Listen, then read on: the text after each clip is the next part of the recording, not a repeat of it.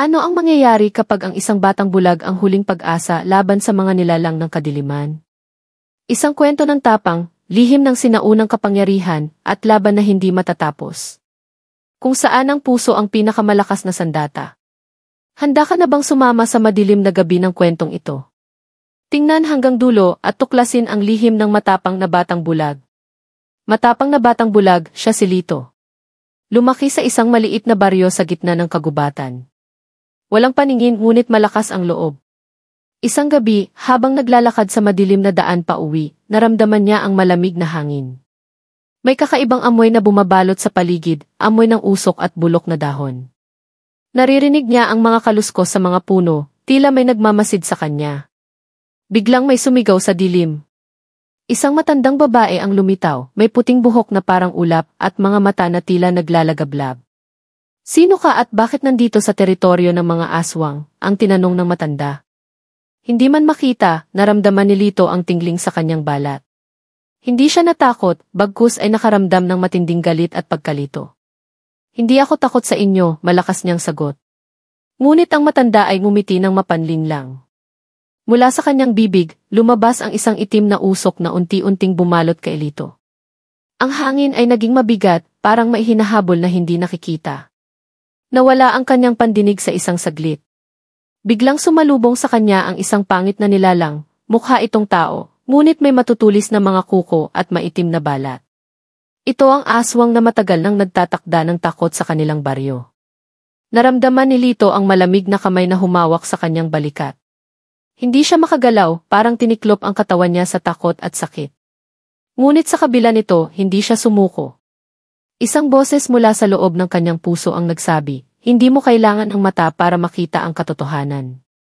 Gumawa siya ng hakbang kahit pilit at mahina. Ang dilim sa paligid ay unti-unting naglaho, napalitan ng mga kumikislap na ilaw ng apoy. Napatingala siya at nakita ang mga diwata ng kagubatan na lumilitaw. Sila ay mga tagapangalaga ng katarungan na nakikita ang mga maling ginawa ng mga aswang. Ngunit bago pa man siya tuluyang makalabas, isang matinding sigaw ang umalingaw-ngaw. Ang matanda, ang aswang, ay nagbago ng anyo, isang dambuhalang nilalang na may mga pakpak ng uwak at mga mata na naglalagablab ng pula. Nandito na ang oras ng iyong paghihiganti, malupit ang sinabi nito. Nararamdaman ni Lito ang malamig na hangin na kumakapit sa kanyang katawan at ang dilim ay nagiging mas malakas. Ngunit sa kabila ng lahat, alam niyang may isang bagay na hindi pa nila nalalaman, ang kanyang tapang ay hindi kailanman mawawala. Tumakas ang aswang sa dilim, nag-iwan ng isang banta. Babalik ako kapag ang gabi ay lubos na nagdilim. At habang lumalayo, ang baryo ay nagdilim at ang katahimikan ay nasira ng mga bulong ng mga espiritu. Ngayon, si Lito ay hindi lamang isang bulag na bata. Siya ay simbolo ng tapang laban sa mga nilalang na gustong manakot at umapi. Ngunit ang tunay na laban ay nagsisimula pa lamang, isang laban na nag-uugnay sa lupa, espiritu, at ang di makikitang mga mata ng hustisya. Sa bawat gabi na lumilipas, lumalakas ang hangin sa paligid ng baryo. Parang may mga matang nagmamasid mula sa kadiliman. Hindi lamang si Lito ang nakakaramdam ng kakaibang presensya, pati na ang mga matatanda at kabataan.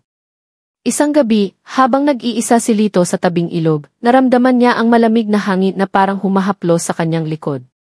Narinig niya ang mga bulong na parang sinasabi ang kanyang pangalan. Lito! Lito di! Hindi siya natakot. Hinawakan niya ang maliit niyang palaso at hinanda ang sarili.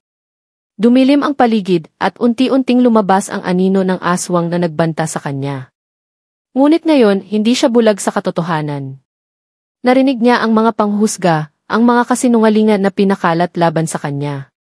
Nakita niya ang galit at takot ng mga tao sa aswang, at ng aswang sa kanyang tapang. Ang laban ay hindi lamang laban ng tao laban sa nilalang. Ito ay laban ng hustisya laban sa kadiliman. At si Lito, kahit nabulag sa paningin, ay malinaw ang paningin sa puso. Ngunit, isang malakas na sigaw ang sumabog mula sa dilim. Ang aswang ay nagpasimula ng isang matinding pagsubok na hindi pa niya nararanasan. Isang laban na magtatakda kung sino ang tunay na matapang sa gitna ng takot at panlilinlang. Habang lumalapit ang aswang, tumibok ng mabilis ang puso ni Lito. Nararamdaman niya ang malamig na hangin na parang humahaplos sa kanyang balat. Ngunit hindi siya umatras, tumindig siya ng buong tapang. Biglang sumiklab ang apoy mula sa paligid, nagbigay liwanag sa madilim na kagubatan. Ang mga diwata ay bumalik, nakapwesto sa kanyang paligid, handang protektahan siya. Nang makita ito ng aswang, napaluhod ito sa takot at galit. Hindi ka karapat-dapat sa dilim, sigaw ni Lito ng may lakas na hindi inaasahan. Ginamit niya ang palasong yari sa kahoy at binagsak ito sa puso ng aswang. Sa isang iglap, ang nilalang ay naglaho, parang usok sa hangin. Ngunit bago tuluyang mawala, nag-iwan ito ng babala. Hindi ito ang katapusan. May mas madilim na haharapin ka pa. Nakangiti si Lito kahit na walang nakikita. Alam niyang hindi siya nag-iisa. Ang kanyang tapang ay ilaw sa gitna ng dilim, at ang kanyang puso ay busilak tulad ng apoy na nagliliyab sa gabi. Sa baryo, nagsimula ng kumalat ang kwento ng batang bulag na matapang, na humarap sa pinakamadilim na nilalang at hindi kailanman nagpakita ng takot. Ngunit ang tunay na kwento ay nagsisimula pa lamang. Sa pagsapit ng bagong buwan, dumilim ng lubos ang langit sa baryo. Isang malamig na hangin ang humaplos sa mga punong kahoy, nagdala ng kakaibang katiyakan ng panganib. Narinig ni Lito ang malalim na ungol mula sa kailaliman ng kagubatan, hindi ito basta aswang lang, kundi isang nilalang na higit pa sa kanyang inakalang makapangyarihan. Habang naglalakad si Lito sa madilim na landas, unti-unting nagbago ang paligid. Ang mga anino ng punong kahoy ay tila humugot at kumilos, parang mga kamay na gustong sumakmal sa kanya. Ang hangin ay nagdala ng malupit na amoy ng dugo at apoy. Napabuntong hininga si Lito ngunit hindi siya umatras. Gamit ang kanyang panimulang lakas, nagdala siya ng mga halamang gamot na itinuro ng mga matatanda sa baryo, na sinasabing may kapangyarihang labanan ang mga nilalang ng dilim. Naririnig niya ang mga bulong ng mga diwata, nagsusumamo para sa kanyang kaligtasan. Sa isang bukana sa gitna ng gubat, nakita niya ang nilalang, isang dambuhalang aswang na may mga matang naglalagablab at mga pakpak na tila gawa sa itim na apoy.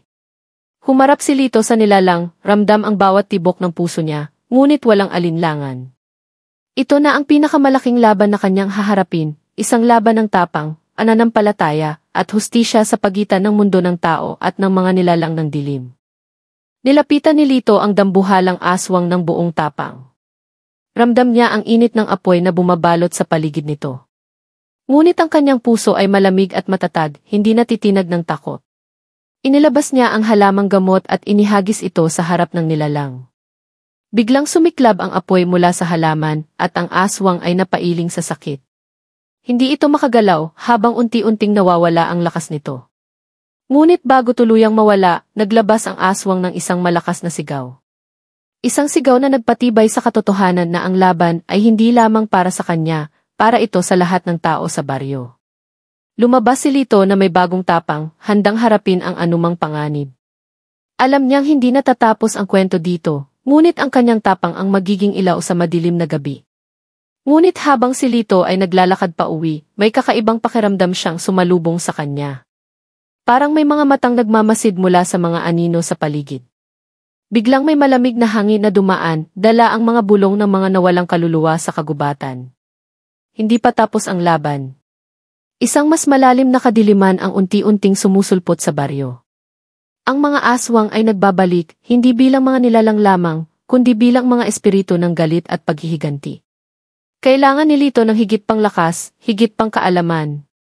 Hindi siya pwedeng mag-isa sa giyang ito. Kailangang magising ang mga sinaunang kapangyarihan ng kanilang mga ninuno. At sa gabing iyon, sa ilalim ng liwanag ng buwan, isang tinig mula sa nakaraan ang tumawag sa kanya. Isang tinig na magdadala sa kanya sa isang paglalakbay ng lihim, trahedya at tagumpay. Ang tinig ay malamig ngunit puno ng kapangyarihan. Nagmumula sa isang lumang punong balete na matagal nang nakatayo sa gitna ng gubat. Doon, nilakad ni Lito ang landas patungo sa puso ng kagubatan, kung saan naroon ang mga lihim ng kanyang mga ninuno at ang kapangyarihan na kayang sumupil sa dilim. Sa paglapit niya sa punong balete, naramdaman niya ang kakaibang enerhiya. Parang humihinga ang lupa at ang hangin ay nagdadala ng mga kwento ng nakaraan. Pumagit na sa dilim ang mga espiritu ng mga ninuno, naglalakbay sa hangin na walang anyo. At ipinakita kay Lito ang mga sinaunang ritual at dasal para tawagin ang lakas ng kalikasan. Sa kanyang puso, unti-unting nabuo ang tapang na hindi lamang dahil sa mata, kundi dahil sa pananampalataya at pagmamahal sa kanyang bayan. Dito nagsisimula ang tunay na laban, isang laban na hindi makikita ng mata, ngunit mararamdaman ng lahat sa bawat haplos ng hangin at sigaw ng gabi. Habang nagsasagawa si Lito ng ritual sa ilalim ng punong balete, ang hangin ay tumigil at ang gabi ay naging katahimikan. Biglang lumitaw ang isang liwanag mula sa loob ng puno. At isang matandang diwata ang nagpakita, may mga matang puno ng karunungan. Ito ang kapangyarihan ng iyong mga ninuno, sabi ng diwata. Hindi lamang sa mata nasusukat ang tapang, kundi sa puso at kaluluwa. Gamitin mo ito upang mapalayas ang kadiliman na bumabalot sa inyong baryo. Naramdaman ni Lito ang bagong lakas na dumadaloy sa kanyang katawan. Hindi na siya bulag sa tunay na kahulugan ng paglaban. Ngayon, dala niya ang liwanag ng nakaraan. Handa na siyang harapin ang mas madidilim na nilalang na sumusubok sirain ang kanyang mundo. Sa pag-uwi ni Lito mula sa punong balete, ramdam niya ang bigat ng responsibilidad sa kanyang mga balikat. Hindi na siya simpleng batang bulag, siya ay tagapangalaga ng liwanag at pag-asa ng baryo. Ngunit ang gabi ay hindi pa tapos sa pagsubok. Habang naglalakad siya sa makipot na daan patungo sa kanilang bahay, narinig niya ang malalakas na kaluskos sa paligid, parang mga aninong nagmamadaling lumapit. Ang hangin ay humahaplos sa kanyang balat na parang mga kamay ng mga aswang na nagbabalik sa paghihiganti. Ngunit sa puso ni Lito, nagliyab ang apoy ng tapang at determinasyon. Hindi ako magpapatalo, bulong niya sa sarili.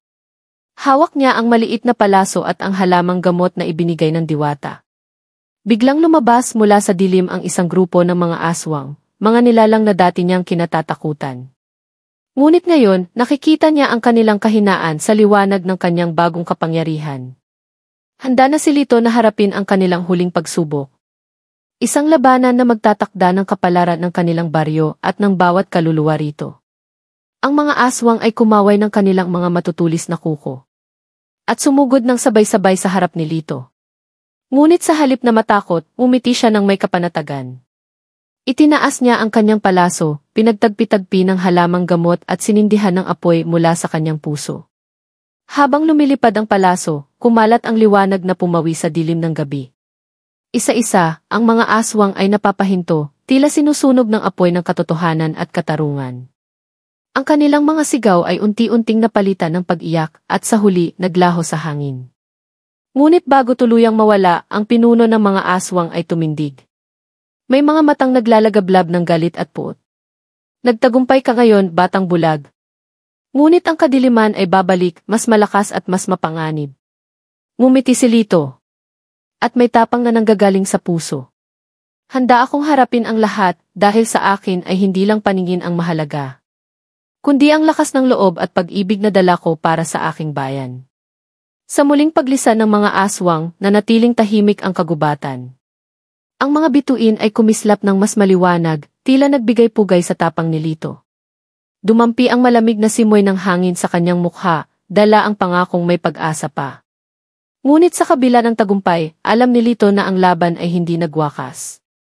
May mga aninong patuloy na nagmamasid sa dilim, naghihintay ng tamang pagkakataon.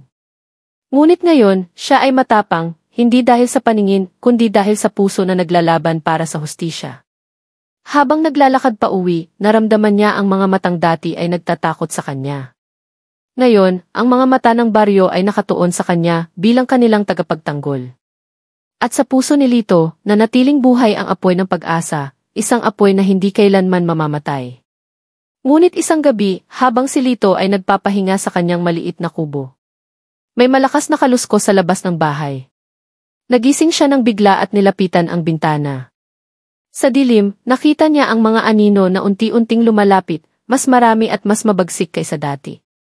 Hindi ito mga aswang lamang, mga nilalang na may kakaibang anyo, may mga matang nagliliyab at mga kamay na kumakapit ng mahigpit. Ang hangin ay punong-puno ng galit at pagnanasa ng paghihiganti. Ramdam ni Lito ang takot na dati niyang hindi naramdaman, ngunit alam niyang hindi siya pwedeng magpatalo. Kinuha niya ang palaso at halamang gamot, handa na sa susunod na laban. Ang kanyang puso ay tumitibok ng malakas, puno ng tapang at pag-asa. Sa madilim na gabi, isang bagong kwento ng laban, trahedya, at tagumpay ang magsisimula. Habang papalapit ang mga nilalang, lumakas ang hangin na parang nagsisigawan. Narinig ni Lito ang mga bulong ng mga espiritu ng kanyang mga ninuno, nag-aanyaya ng lakas at proteksyon.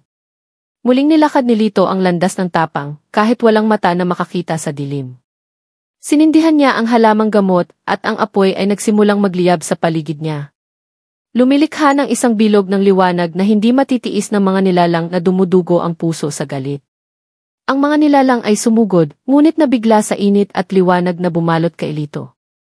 Sa gitna ng laban, naramdaman ni Lito ang init ng apoy sa kanyang kamay at puso. Isang lakas na hindi niya kailanman naranasan bago. Alam niyang ito ang kapangyarihan ng mga ninuno, isang regalo ng pag-asa at hustisya. At sa kabila ng dilim, siya ay nanindigan, matapang, matatag at hindi kailanman susuko. Sa bawat hampas ng apoy at palaso, unti-unting nawawala ang mga nilalang ng dilim. Ang kanilang mga sigaw ay naghalo sa hangin, isang tunog na puno ng puot at pagkabigo. Ngunit hindi natitinag si Lito, sa halip, lalo siyang naging matatag. Habang lumalalim ang gabi, dumating ang isang malakas na liwanag mula sa kalangitan. Parang sumasagip sa kanya mula sa mga anino ng nakaraan at kasalukuyan. Ang liwanag ay nagmula sa mga diwata ng kagubatan na muling sumuporta sa kanya sa laban. Sa huling sandali ng labanan, naitulak ni Lito ang kanyang palaso sa puso ng pinakamalaking nilalang. At ang dilim ay unti-unting nagsimulang maglaho sa kanyang harapan. Ngunit sa likod ng tagumpay, may isang tanong na nananatili sa kanyang puso. Hanggang kailan tatagal ang kapayapaan sa kanilang baryo? At handa na ba siya sa mga susunod na pagsubok na darating mula sa madilim na mundo ng mga aswang at espiritu? Sa pag-alis ng dilim, bumalik ang katahimikan sa baryo. Ngunit sa puso ni Lito, nanatili ang pag-aalala. Alam niyang ang kapayapaan ay pansamantala lamang. Sa mga susunod na araw, ipinasa niya ang kanyang natutunan sa mga kabataan sa baryo. Itinuro niya ang mga ritual, mga halamang gamot, at ang kahalagahan ng tapang at pananampalataya. Hindi na siya simpleng batang bulag, kundi isang guro at tagapagtanggol ng kanilang kultura at kasaysayan. Isang gabi, habang nakatanaw sa bituin, napangiti si Lito. Bagaman hindi niya nakikita ang mundo sa karaniwang paraan. Ang kanyang puso ay nakikita ang lahat, ang takot, ang pag-asa, at ang walang hanggang laban para sa hustisya. At sa gabing iyon, isang bagong kwento ng katapangan at pag-ibig ang nagsimula.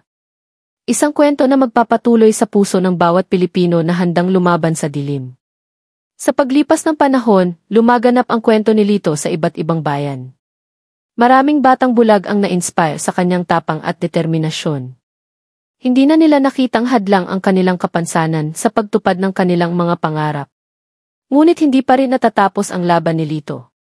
Sa bawat gabi, siya ay naglalakad sa pagitan ng mundo ng tao at ng mga nilalang ng dilim. Handang harapin ang mga hamon na dala ng mga aswang at mga espiritu. Isang gabi, habang naglalakad sa tabi ng ilog, naramdaman niya ang malamig na haplos ng hangin. Isang anino ang lumapit, mas malakas at mas misteryoso kaysa dati. Ngunit ngayon, si Lito ay hindi na bata lamang, siya ay isang mandirigma ng liwanag. Handang ipagtanggol ang kanyang bayan hanggang sa huling hininga. Sa paglapit ng anino, naramdaman ni Lito ang isang kakaibang enerhiya. Hindi tulad ng dati niyang nakaharap na aswang. Kundi isang nilalang na may taglay na kapangyarihang higit pa sa lahat ng kanyang nakita. Ito ay isang diwata ng dilim na naglalakbay sa pagitan ng mundo ng tao at ng mga espiritu. May mga matang kumikislap na parang apoy at ngiti na puno ng lihim at panganib. Tumindig si Lito ng buong tapang. Hindi alintana ang kawalan ng paningin. Dahil sa puso niya ay naroon ang liwanag na hindi kailanman mapapawi. Ang diwata ay lumapit. At sa kanyang tinig ay may dalang babala. Hindi matatapos ang laban mo dito, batang matapang. Ang dilim ay may sariling plano at ikaw ang susi sa kapalaran ng lahat. Ngunit si Lito ay nakangiti. Handa na sa anuman ang haharapin. Dahil sa kanyang puso ay may apoy na handang sumunog sa lahat ng kadiliman. Sa mga sumunod na araw, dumaan si Lito sa matitinding pagsubok. Ang mga gabi ay naging madilim na puno ng mga bulong at anino. Ngunit sa bawat pagharap niya sa dilim, lumalakas ang kanyang loob. Isang gabi, habang naglalakad siya sa tabi ng sapa, may narinig siyang mga yapak na tila sumusunod sa kanya. Hindi siya tumigil kahit naramdaman ang malamig na hangin na bumabalot sa kanyang paligid. Biglang lumitaw ang diwata ng dilim sa harap niya. Ang mga mata ay kumikislap ng pula at itim na apoy. Ngunit si Lito ay hindi nag-atubiling tumayo at harapin ito. Hindi mo ako matatakot, sabi ni Lito ng matatag. Dahil sa puso ko ay dala ko ang lakas ng aking mga ninuno. At ang pag-asa ng aking bayan. Ang diwata ay ngumiti ng bahagya. At bumitaw ng isang malakas na sigaw na umalingaw sa kagubatan. Ang gabi ay naging tahimik, ngunit ang laban ay patuloy pa rin. Sa mga sumunod na araw, si Lito ay patuloy na naghanda. Pinag-aralan niya ang mga sinaunang kasulatan ng kanilang bayan. At nakipag-ugnayan sa mga matatandang albularyo at manghula. Natutunan niya ang mga lihim ng pagsupil sa kadiliman. Mga dasal, ritual, at halamang gamot na matagal nang itinago ng panahon. Hindi siya nag-iisa sa laban, ang buong baryo ay nagkakaisa. Isang gabi, nagtipon-tipon ang mga tao sa gitna ng kagubatan. Dito, pinangunahan ni Lito ang isang ritual na puno ng lakas at pananampalataya. Ang apoy ay sumilay sa dilim at ang hangin ay puno ng mga awit ng pag-asa. Habang tumitindi ang ritual, naramdaman nila ang pag-alis ng kadiliman. Unti-unting naglaho ang mga anino at ang mga aswang ay nawalan ng lakas. Ngunit sa dulo, isang malakas na hampas ang rumagasa mula sa itim na ulap. Isang huling pagsubok na kailangang pagtagumpayan ni Lito at ng kanyang bayan. Sa pagdating ng malakas na hampas mula sa itim na ulap, nagulantang ang lahat ng naroroon. Ang hangin ay napuno ng alikabok at dumi. At ang mga punong kahoy ay yumuko sa lakas ng bagyo. Ngunit si Lito ay nanatiling matatag sa gitna ng unos. Hawak niya ang palaso na ngayon ay nagliliwanag ng maliwanag na liwanag. Simbolo ng kanyang tapang at pananampalataya. Muling sumugod ang pinakamalakas na nilalang ng dilim. Isang halimaw na hindi matitinag ng ordinaryong sandata. Ngunit gamit ang kapangyarihan ng ritual at ang kanyang puso. Nalampasan ni Lito ang pagsubok na ito. Sa huling sigaw ng halimaw, naglaho ang ulap. At bumalik ang liwanag sa baryo. Ang mga tao ay nagdiwang. Ngunit si Lito ay alam. Ang tunay na laban ay patuloy pa rin. At siya ay magiging ilaw na hindi magmamaliw sa madilim na gabi. Makalipas ang ilang buwan, unti-unting bumalik ang sigla sa baryo. Ngunit ang mga matatanda ay nagbabala na ang kadiliman ay laging nagbabantang bumalik. Si Lito, bagaman pagod, ay patuloy na nagbabantay. Sa bawat pagsikat ng araw, siya ay naglalakad sa paligid. Tinitiyak na walang masasamang nilalang ang makalapit sa kanilang tahanan. Hindi na siya lamang isang batang bulag, siya ay isang mandirigma, isang tagapagtanggol ng liwanag. Ngunit sa isang gabi, habang siya ay nag-iisa sa tabing ilog, may narinig siyang mga bulong na mas malamig kaysa hangin. Isang babala na ang laban ay hindi pa tapos. Ngayon, handa na si Lito. Dahil alam niyang ang kanyang puso ang pinakamalakas na sandata laban sa dilim. At ang kanyang tapang ay magiging ilaw ng pag-asa para sa kanyang bayan. Habang unti-unting lumalalim ang gabi, lumapit si Lito sa gilid ng ilog. Naririnig ang mga bulong ng hangin na mistulang nagbabala. Mula sa dilim, lumabas ang isang anino. Isang nilalang na mas makapangyarihan kaysa sa lahat ng kanyang nakasalamuha. Ito ay ang diwata ng dilim na minsang nagbabala sa kanya. Ngunit ngayon, dala nito ang isang mensahe. Isang hamon na susubok sa tunay na lakas at puso ni Lito. Hindi siya natakot.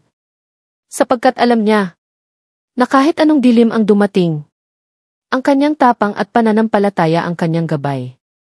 At sa gabing iyon, magsisimula ang bagong yugto ng kanyang kwento. Isang kwento ng pagharap sa kadiliman. At ng walang hanggang laban para sa liwanag. Ang diwata ng dilim ay ngumiti ng malamig. At hinawakan ang balikat ni Lito ng mahigpit. Sa pilitang harapin mo ang iyong pinakamalalim na takot, sabi nito. Upang tunay mong malaman ang kahulugan ng tapang. Naramdaman ni Lito ang bigat ng mga salitang iyon. Ngunit hindi siya umatras. Sa halip, lumalim ang kanyang paghinga.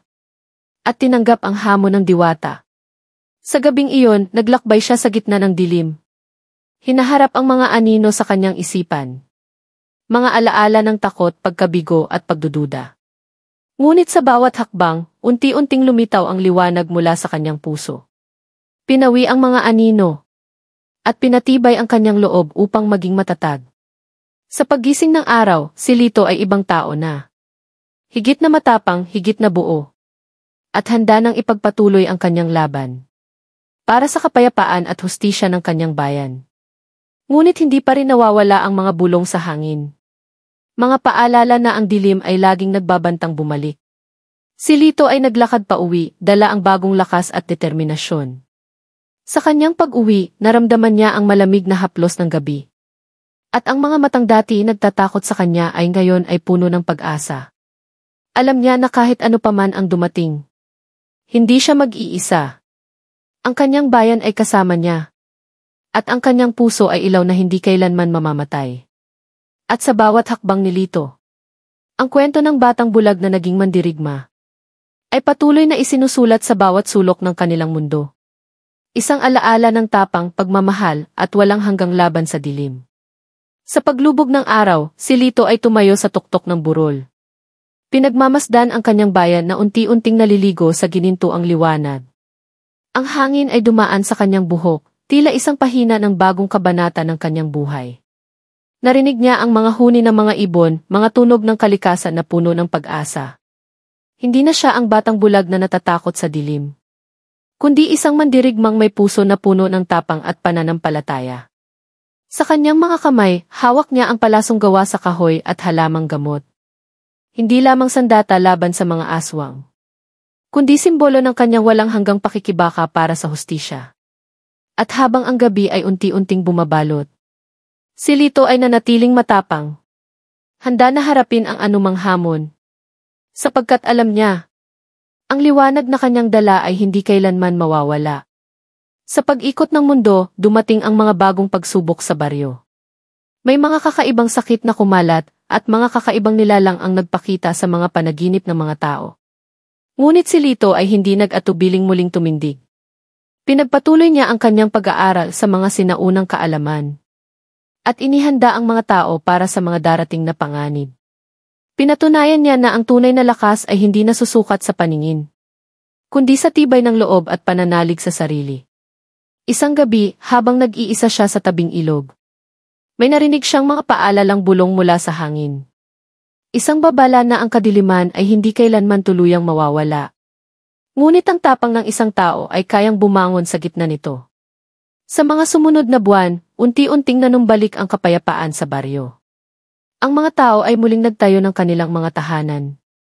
At ang mga bata ay naglaro sa ilalim ng araw na walang takot. Ngunit si Lito ay hindi nagpaubaya sa kasiyahan. Patuloy siyang nagbabantay sa paligid. Handang harapin ang anumang panganib na maaaring dumating. Isang gabi, habang siya ay naglalakad sa gitna ng kagubatan, may naramdaman siyang kakaibang presensya. Isang malamig na hangin ang dumaan. At narinig niya ang mga bulong ng mga espiritu ng kagubatan. Lumapit ang isang matandang albularyo sa kanya. At sinabi, Lito, ang laban mo ay hindi lamang para sa iyong bayan. Ito ay laban para sa lahat ng tao na nais mamuhay sa liwanag. Napangiti si Lito. At muling pinanday ang kanyang tapang at pananampalataya. Handa na sa bagong yugto ng kanyang paglalakbay. Sa mga araw na sumunod, naglakbay si Lito sa iba't ibang lugar. Pinag-aaralan ang mga sinaunang lihim ng kapangyarihan at pananampalataya. Nakilala niya ang iba pang mga mandirigma at albularyo. Mga tao na tulad niya, na handang labanan ang kadiliman sa iba't ibang anyo nito. Sa bawat hakbang, nadagdagan ang kanyang lakas at karunungan. At ang apoy ng kanyang puso ay patuloy na nagliyab ng mas matindi. Ngunit alam niyang hindi pa rin tapos ang kanyang tunay na laban. Dahil sa likod ng bawat anino, may banta pa ring nag-aabang. Isang gabi, habang siya ay nagpapahinga sa ilalim ng mga bituin, narinig niya ang isang malakas na sigaw mula sa kalayuan. Isang tawag na magpapasimula ng bagong hamon para sa batang matapang na bulag. Agad siyang tumindig. At dinala ng kanyang mga paa patungo sa pinanggalingan ng sigaw. Sa paglapit niya, nakita niya ang isang maliit na baryo na naglalagablab sa apoy. At mga tao na tumatakbo, puno ng takot at pagdurusa. Hindi nag-aksaya ng panahon si Lito. Hinawakan niya ang kanyang palaso at sinimulan ang paghahanap sa pinagmumulan ng kasamaan. Sa dilim ng gabi, naramdaman niya ang malamig na hangin ng mga aswang. Mga nilalang na nagdudulot ng lagim at sakit sa mga inosenteng tao. Ngunit ngayon, si Lito ay hindi na isang batang bulag na natatakot. Siya ay isang mandirigmang may tapang, karunungan, at puso na naglalaban para sa hustisya. Handa siyang iligtas ang mga tao, kahit anong panganib ang kanyang harapin. Habang palapit si Lito sa gitna ng kagubatan, narinig niya ang mga ungol at sigaw ng mga biktima. Mabilis siyang kumilos, gamit ang palasong nagliliwanag sa dilim. Pumuko ng palaso sa isang aswang na sumusugod sa isang babae. Nagulat ang mga nilalang, dahil hindi nila inaasahan ang tapang at bilis ni Lito. Isa-isa, nilabanan niya ang mga aswang. Hindi nagpadala sa takot o pagod. Sa bawat hampas at palaso, naramdaman ni Lito ang suporta ng kanyang mga ninuno. Isang kapangyarihang lumalakas sa kabila ng kanyang kapansanan. Sa huli, nang mawala ang huling aswang, ang baryo ay muling nagkaroon ng kapayapaan. At si Lito ay naging alamat. Ang matapang na batang bulag na nagtagumpay laban sa kadiliman. Ngunit sa kabila ng tagumpay, alam ni Lito na hindi ito ang katapusan. Ang dilim ay patuloy na naglalaganap.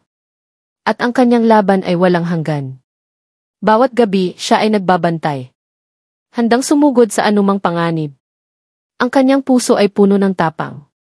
At ang kanyang isipan ay malinaw na gaya ng liwanag ng araw. Sa bawat hakbang na kanyang tinatahak, dala niya ang alaala ng kanyang bayan. At ang pangakong ipagtatanggol ang lahat ng nangangailangan. Sa liwanag man o kadiliman, si Lito, ang matapang na batang bulag, ay patuloy na magiging ilaw sa madilim na mundo. Isang kwento ng pag-asa, tapang at walang hanggang laban. Sa bawat araw na lumilipas, patuloy ang pag-usbong ng kwento ni Lito sa puso ng mga tao. Mga bata ang naghahangad maging katulad niya, matapang at puno ng pag-asa. Ngunit isang gabi, habang siya ay naglalakad sa madilim na kagubatan, may naramdaman siyang kakaibang presensya. Isang malamig at malakas na enerhiya na hindi niya pa nararanasan. Dumating ang isang matandang diwata. Nagbigay babala tungkol sa mas malaking panganib na paparating. Hindi sapat ang tapang lamang, sabi nito. Kailangan mo rin ang karunungan at puso ng buong bayan. Hindi nagdalawang isip si Lito. Handa siyang tanggapin ang bagong hamon. Dahil alam niyang hindi siya nag-iisa sa laban na ito. Sa pagdampi ng hangin, nadama ni Lito ang bigat ng responsibilidad. Hindi na ito simpleng pakikibaka laban sa mga aswang o dilim. Ito ay laban para sa kaluluwa ng kanilang bayan. Isang laban na nangangailangan ng tapang, karunungan at pagkakaisa. Nagsimula siyang maglakbay sa mga karatigbayan. Nagtipon ng mga katulad niyang mandirigma at albularyo. Mga taong may puso at lakas para sa isang mas malawak na laban. Habang lumalalim ang gabi, pinanday nila ang kanilang samahan. Handang harapin ang anumang unos na darating. Sapagkat alam nilang sa pagkakaisa, walang kadiliman ang makakatalo. Isang gabi, habang nagtitipon-tipon sila sa gitna ng gubat, may biglang nagliwanag mula sa langit. Isang sinag ng liwanag na bumagsak sa kanilang paligid. Doon, isang matandang manghula ang nagpakita. Nagdala ng babala tungkol sa isang makapangyarihang aswang. Isang nilalang na may kakayahang sirain ang lahat ng kanilang ipinagtatanggol. Nagsimula ang matinding paghahanda. Ang lahat ay nagsanay, nagdasal at nagtipon ng lakas. Si Lito, sa kabila ng kanyang kapansanan, ay naging haligi ng lakas at inspirasyon ng grupo. Pinapakita na ang tunay na tapang ay nagmumula sa puso. Hindi sa paningin o lakas ng katawan. Dumating ang araw ng labanan. At ang buong bayan ay nanalangin para sa tagumpay. Sa gitna ng dilim, si Lito at ang kanyang mga kasama ay naglakad ng may tapang. Hindi natitinag kahit sa harap ng pinakamalakas na nilalang ng kadiliman. Sa bawat hakbang, dama nila ang lakas ng kanilang pagkakaisa. At ang apoy ng pag-asa ay nagliyab sa puso ng bawat isa. Nang huling hamon ay dumating, si Lito ay tumindig bilang simbolo ng pag-asa at katapangan. Ginamit niya ang lahat ng kanyang natutunan, ang karunungan, pananampalataya at puso, upang labanan ang aswang na nagpapalaganap ng takot. Sa huli, nagtagumpay sila. At ang liwanag ay muling bumalik sa kanilang mundo. Si Lito, ang matapang na batang bulag, ay naging alamat hindi lamang sa kanilang bayan, kundi sa puso ng bawat Pilipinong naniniwala sa lakas ng tapang, pagkakaisa at pag-asa. At ang kanyang kwento ay patuloy na isasalaysay. Isang paalala na kahit sa pinakamadilim na gabi, Ang liwanag ng tapang at pag-ibig ay laging mananaig.